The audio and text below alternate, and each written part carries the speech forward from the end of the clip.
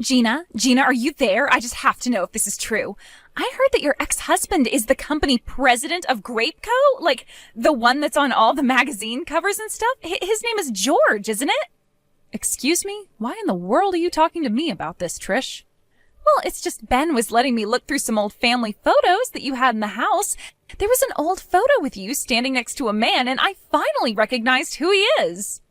It was so weird because the pictures were old, but I felt like I had seen that man from somewhere. And now I finally realized that he's George Grape, the head of Grapeco. Wow, well, I have to say I'm impressed you could tell from such an old photo. Is that all you have to say about it? That's a little underwhelming, to be honest.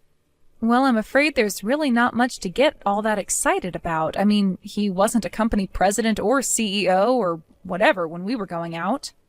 I didn't hear that he'd started his own company until after he and I had broken up, but I guess now he's some kind of hotshot in the industry.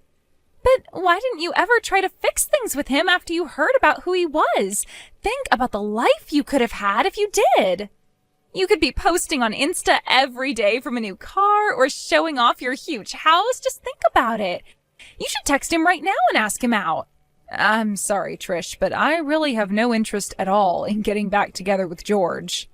In fact, I don't even know if marrying him would mean getting more money. I remember when we were married, he would always blow through our monthly budgets like it was nothing. He even stole Ben's allowance at times. And in the end, he finally cheated on me and ran off to be with another woman. So I hope you understand why I have no intention of getting back together with him. Whoa, what? You mean you just forgave him for all that he did and just let him go like that? And now he's a huge deal all over the world? I mean, who cares about what happened in the past if you can milk George for all that he's worth now? You deserve to have nice things, too. Just think of the cars, the mansions, the condos, the vacations. All of it could be yours. Maybe it could, maybe it couldn't, but it really doesn't bother me either way. After all, I don't even want those things. I enjoy my apartment and I enjoy my simple life. It's enough for me. Oh, come on, Gina. You have to be more ambitious than that. What's the point of being satisfied with what you have? You're almost 30 years old and you're still working a dead-end job living in your small apartment. Don't you want more out of life? Aren't you sick of living the way that you are?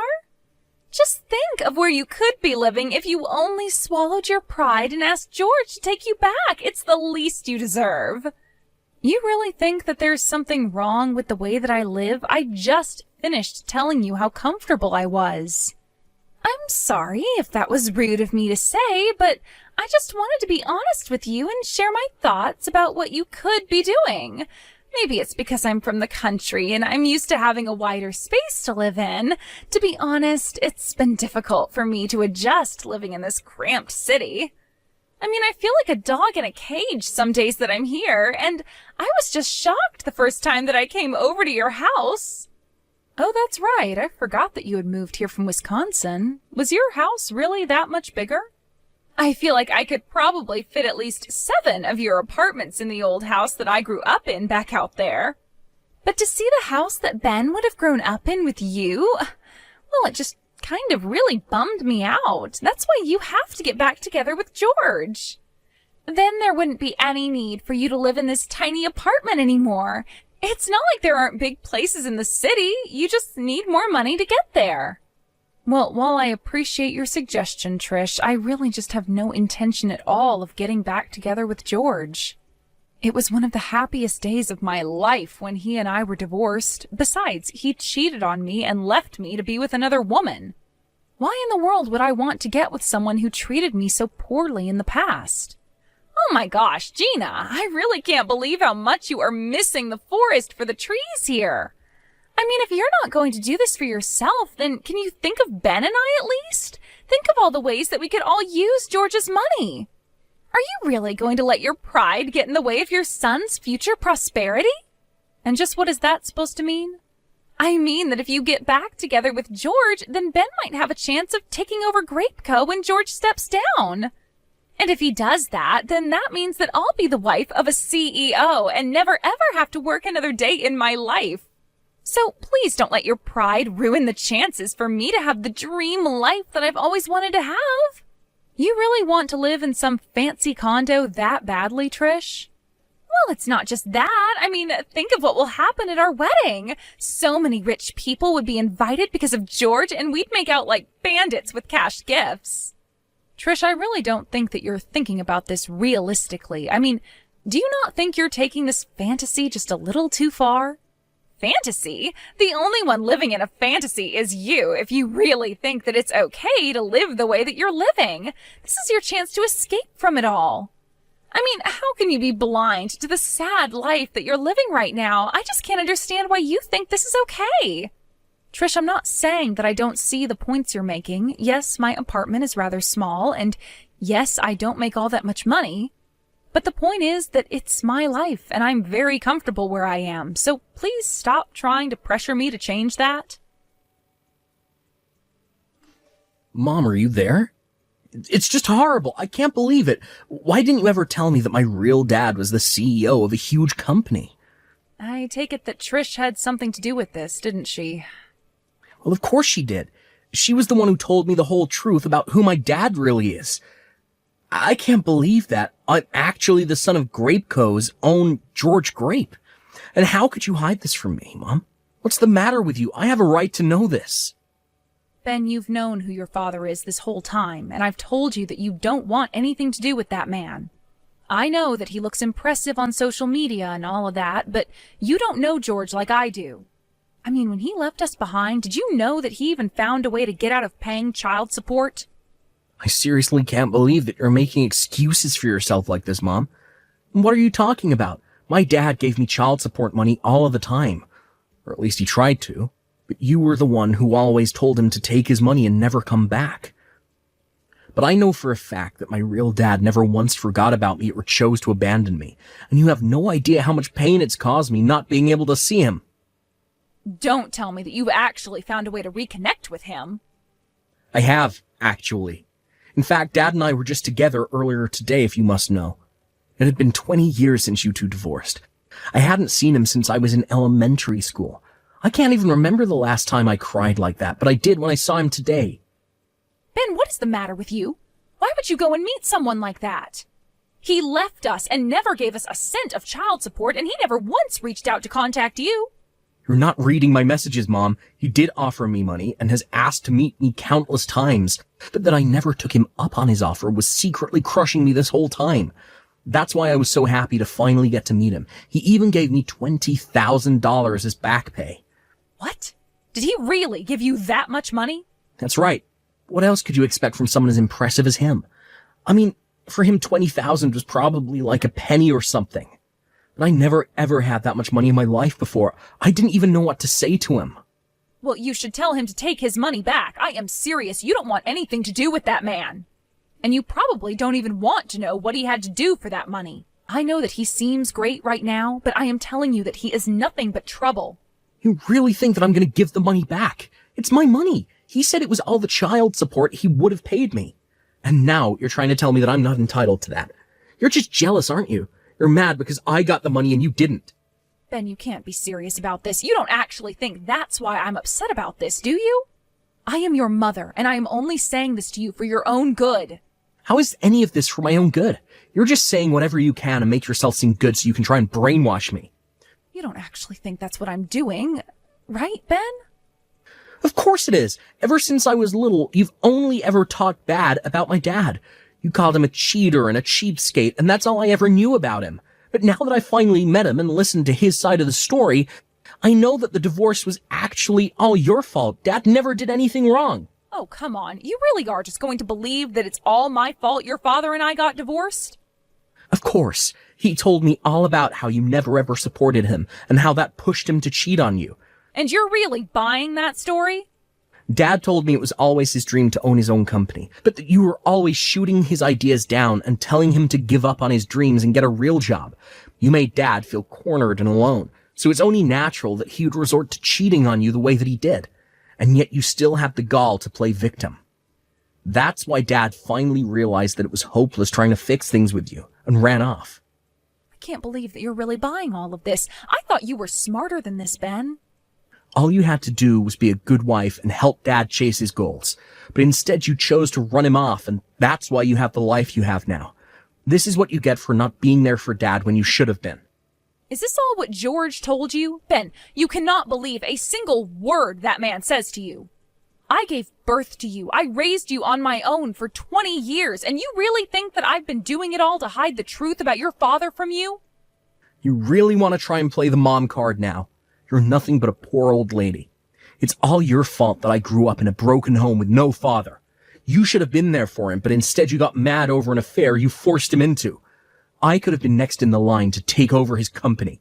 And just what is wrong with the life I gave you growing up? I never remember you complaining about anything when you were a child. I was always there for you, always did my best to provide for you, and never ever had to send you to bed without making sure you'd eaten that day. I may only work part-time, but over my time working, I strived for any chance at career advancements and raises that I could get. I was even earning as much as a regular employee at my company for a while. Oh, just shut up already. I'm sick and tired of you trying to spin the truth for me. I don't care how hard you say you worked. You still lied to me, and you stole my chance at a good life. I could have been driving fast cars, traveling the world, making tons of money, and instead we had to live together in your tiny little apartment.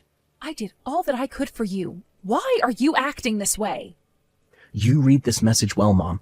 You're nothing but a poor old lady pretending to be someone she's not. I wish I'd grown up with Dad instead of you. I'm never, ever going to come back to your tiny little apartment ever again. Ben, please, you are acting absurd. I mean, you're really going to abandon your mother to be with your father who was never there for you? That's right. I'm going to be with him, and he's going to take me in and give me a job, and then I'll be living in a huge condo. I'll be able to give Trish everything she wants, and we'll go and live with Dad in his penthouse. We'll eat out every night and never have to worry about how the poor live ever again. Well, fine then. You're an adult and you're free to choose how you want to live. If that's what you want, then I won't stop you. But please, never say that you'll never come back home. I'll always be here for you, Ben. No, I don't need to ever go back, and I won't. And I don't need you either.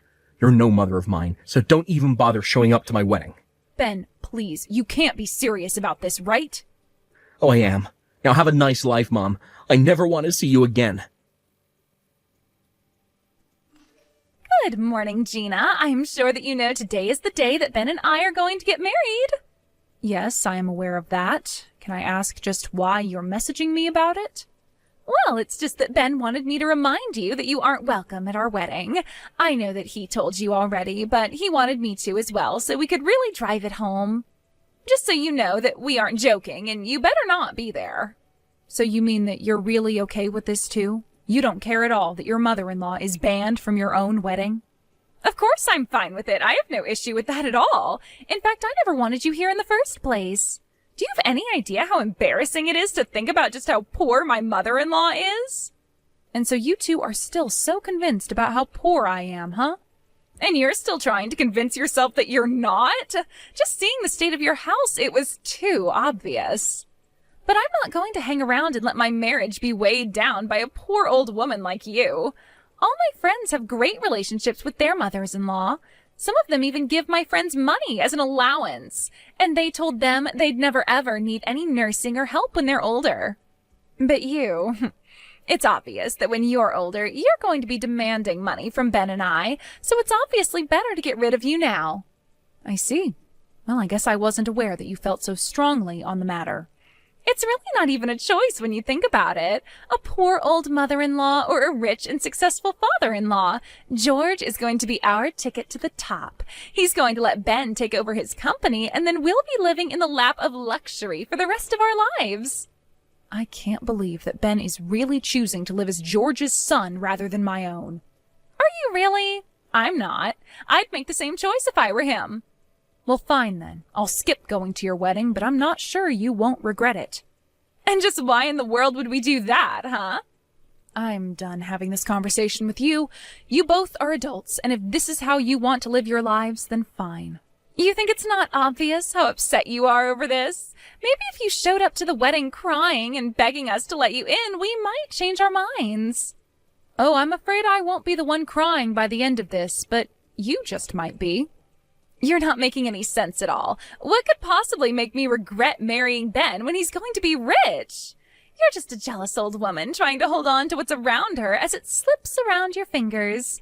Have a nice lonely life, you old hag. Oh no, what's going on? I am so upset. You have to do something to save this wedding, Gina. Oh no, what's the matter? Don't tell me that things aren't going the way that you planned. What? How did you know? Who told you? Don't tell me it's already on the TV. Apparently George's company is actually on the verge of bankruptcy. Not only that, but he's being sued for fraud since apparently he tried to scam people. Yeah, I did hear about it on the TV, actually. I heard that George is being accused of swindling people out of $60 million.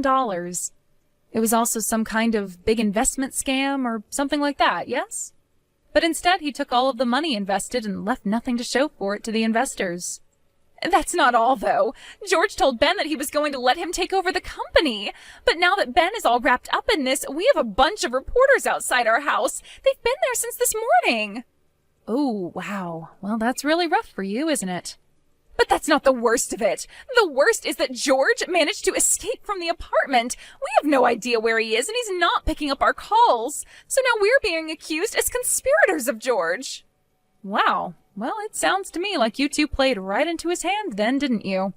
But at least you got that $20,000 that George gave to Ben, right? I just hope it doesn't come out that that money was dirty as well. No, you don't think that George was trying to set us up all along, do you? Please, you have to do something to save us. I thought we had finally made it, and then right after our wedding, the news broke. And you two really weren't suspicious of anything at all?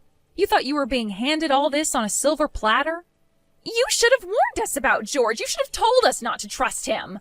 How many times did I tell you why George and I didn't work out? I told you that he lied to and cheated and stole from Ben and I and then ran away with another woman. I told Ben not to take George's money and not to listen to a single thing that that liar had to tell him. But you two were so happy at the prospect of a little money and were so quick to blame me for all of your troubles. You two wanted it this way, and now you have to live with it. But don't you dare say that I didn't do enough to warn you. So, good luck. Sounds like you both are going to need it.